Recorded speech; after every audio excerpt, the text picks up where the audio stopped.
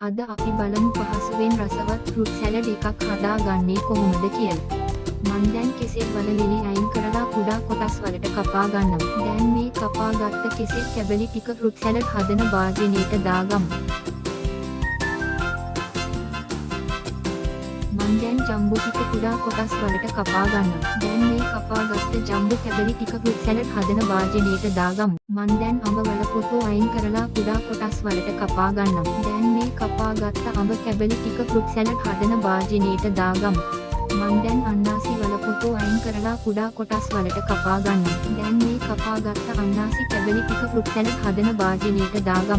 මම දැන් කොමඩු වල පොතු අයින් කරලා කුඩා කොටස් වලට කපා ගන්නවා. දැන් මේ කපාගත්ත කොමඩු කැබලි ටික ෆෘට් සැලඩ් හදන භාජනයට දාගන්නවා. මම දැන් කාමරංකා ගෙඩිය කුඩා කොටස් වලට කපා ගන්නවා.